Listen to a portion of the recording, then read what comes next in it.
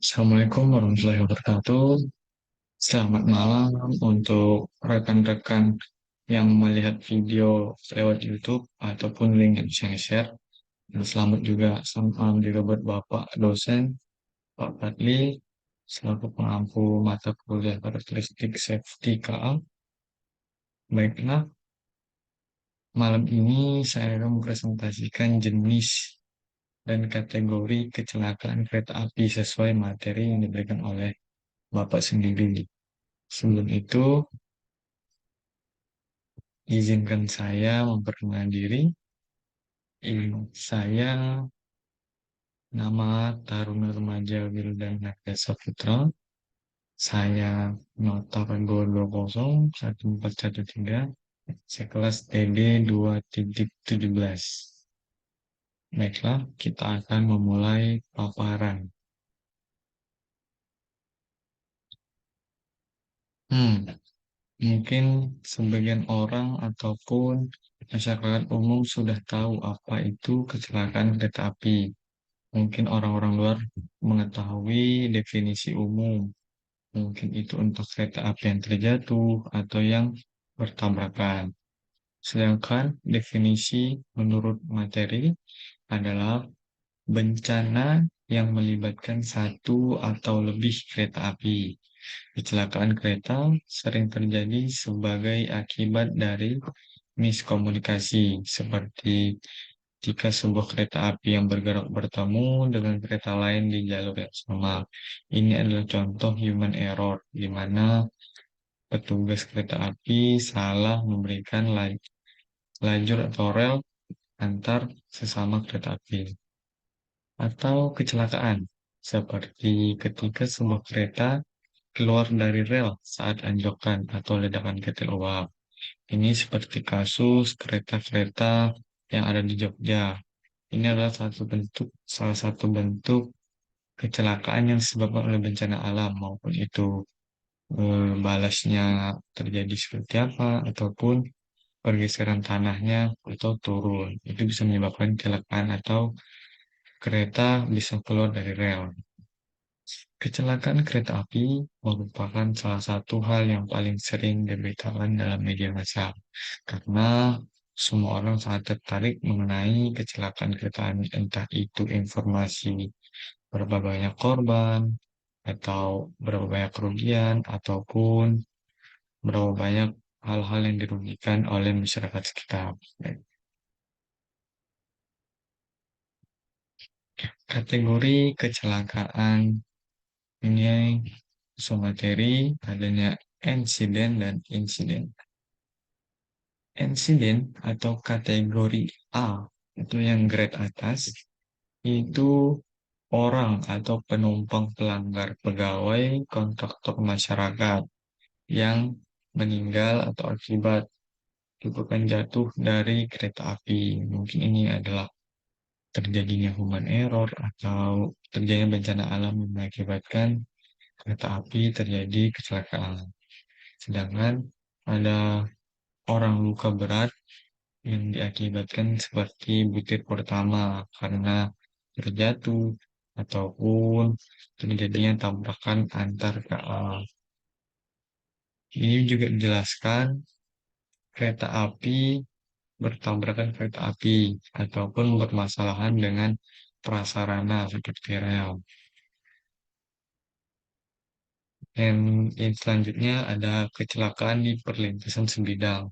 Seperti yang khalayak umum ketahui, perlintasan sebidang adalah perlintasan kereta api yang sebidang dengan jalan raya ataupun berlangsung atau berkaitan langsung dengan kendaraan-kendaraan lain.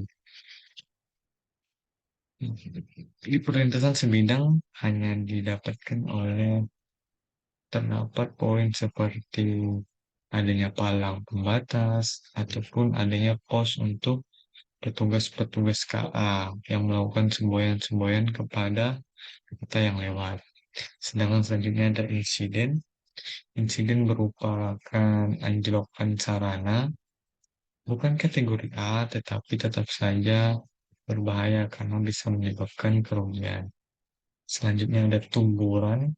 Kemudian itu tabrakan sesama kereta, eh, tidak ada melanggar sinyal tidak aman seperti pada perlintasan sebidang, petugas sudah memberikan sinyal untuk tidak melaju ataupun pelan-pelan, tapi kondekturnya tetap gas tancap gas. Selanjutnya ada pelanggaran serius prosedur keselamatan. Ini seperti daily check-nya bermasalah ataupun ada kekurangan mengenai safety bagian di dalam kereta api.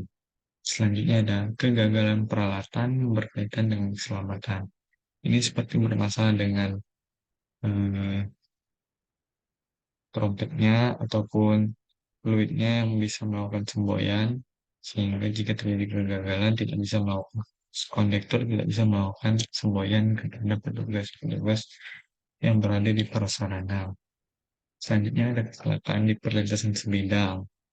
Ini seperti yang saya jelaskan tadi, tetapi tidak termasuk kereta ataupun yang terlalu merugikan. Tetapi tetap saja ini merupakan kecelakaan kereta api. Selanjutnya, sarana larat atau meluncur sendiri. Mungkin ini adalah salah satu bentuk human error di mana masinis lupa melakukan pengereman untuk kereta. Seperti kejadian-kejadian lama, sudah banyak kasus seperti ini. Baik, selanjutnya slide-nya. Oke, baik. Ada pemeriksaan dan analisis kecelakaan.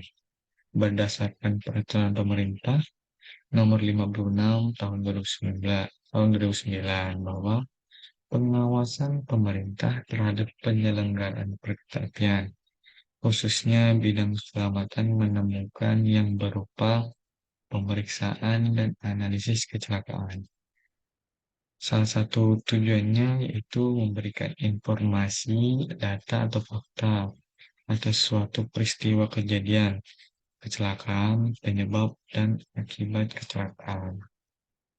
Baik, selanjutnya, tahapan dalam pemeriksaan dan analisis kecelakaan, rapat persiapan di mana semua yang berkaitan atau yang terjun ke lapangan melakukan persiapan entah itu membawa peralatan-peralatan meteran, kaca pembesar, ataupun peralatan-peralatan lain yang bisa menunjang pemeriksaan. Yang kedua ada pelaporan seperti melapor kepada atasan untuk mendapatkan surat perintah tugas, di mana kalau tidak mendapatkan perintah tugas, para pelaku atau yang melakukan pemeriksaan tidak bisa melakukan tugas karena tidak mendapat persetujuan dari atasan.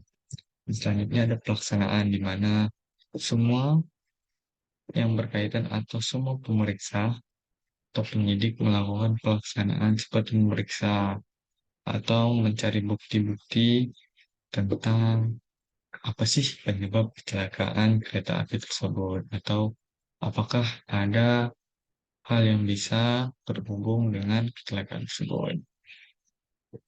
Baik, kita akan pindah ke materi Bapak yang selanjutnya. Baik,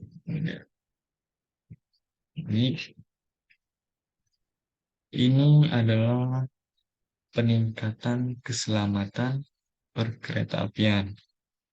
Yang pertama ada penyusunan regulasi keselamatan perkeretaapian di mana regulasi kita tahu yang memegang adalah pemerintahan di mana pemerintah membuat aturan-aturan mengenai keselamatan perkeretaapian di mana peraturan seperti adanya daily check tentang kereta api atau monthly check tentang kereta api ataupun menyanggupi semua pembiayaan atau melakukan check and recheck mengenai bentuk-bentuk keselamatan yang ada di kereta api. Yang kedua ada peningkatan kelaikan prasarana perkeretaapian. Ini merupakan peningkatan. Ini meningkatkan prasarana seperti stasiun, rel, ataupun bentuk-bentuk prasarana lainnya yang bisa menunjang keselamatan perkeretaapian. Bisa kita ketahui, para penumpang melakukan first stop-nya di prasarana.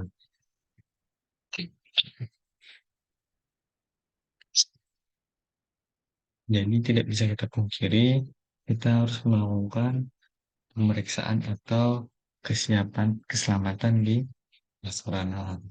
Yang ketiga ada peningkatan kelaikan prasarana perkeretaapian. Ini merupakan bentuk peningkatan dalam segi sistem atau mesin di dalam sebuah kereta api. Yang keempat ada peningkatan kompetensi sumber daya manusia perkeretaapian. Ini adalah tujuannya untuk menciptakan sumber daya manusia yang memiliki integritas, yang tidak melakukan human error yang bisa menyebabkan perhatian di mana untuk kedepannya semua bisa dilakukan dengan lancar. Dan yang terakhir ada manajemen keselamatan perkeretapian.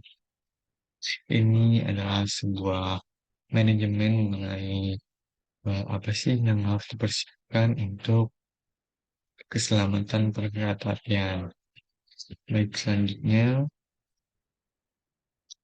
dasar kegiatan pemeriksaan dan analisis kecelakaan berdasarkan Peraturan Pemerintah Nomor 56 Tahun 2019 bahwa pengawasan pemerintah terhadap penyelenggara pendidikan khususnya bidang keselamatan, pemeriksaan dan analisis kecelakaan bertujuan untuk menemukan informasi, data, fakta atas suatu peristiwa kejadian kecelakaan yang berupa penyebab dan akibat kecelakaan sebagai bahan analisis.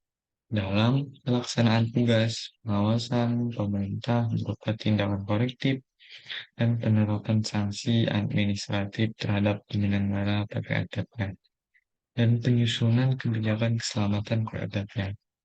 Selanjutnya ada pemeriksaan dan analisis kecelakaan dilaksanakan berdasarkan prinsip memiliki integritas, memiliki kewajiban melaporkan secara benar dan akurat, tidak adanya data palsu, tidak ada kerahasiaan dan keamanan informasi, yang keempat ada kemandirian atau ketidakberpihakan dan pendekatan data dukung. Baik, selanjutnya ada ROR, Rate of Accident, salah satu bentuk untuk mengkaji kondisi perkeretaapian di Indonesia. Jumlah kecelakaan kereta api merupakan data yang dikumpulkan oleh Ditjen Perkeretaapian selaku regulator atau yang membuat peraturan. Sedangkan faktor normalisasi perjutaan KM Tempuh didapatkan dari PT KAI sendiri selaku penyelenggara perkeretaapian.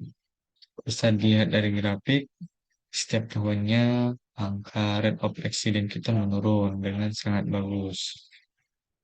Dan ini dasar hukum untuk keselamatan di perlintasan sebidang. Ada PM nomor 24 tahun 2015, ada PM nomor 36 tahun 2015, ada Dirjen Hubdad surat keterangan nomor 407 tahun 2018 dan Peraturan Pemerintah 94 tahun 2018. Dan inilah bentuk-bentuk kecelakaan di perlintasan sebidang, entah itu tergelincir oleh rel yang licin, atau adanya human error, atau adanya bentuk musibah tersendiri oleh bencana alam, ataupun oleh prasarana atau sarana dari hal-hal luar. Baik, tidak semua yang bisa saya paparkan itu adalah poin-poin yang bisa saya dapat pahami atau saya jabarkan secara langsung. Mungkin kurang bisa dibaca sendiri, kesempurnaan hanya milik Allah, kesalahan bisa berasal dari diri saya sendiri. Saya ucapkan terima kasih atas perhatiannya dan kesempatannya oleh Bapak dosen, dan saya akhiri. Assalamualaikum warahmatullahi wabarakatuh. Salam.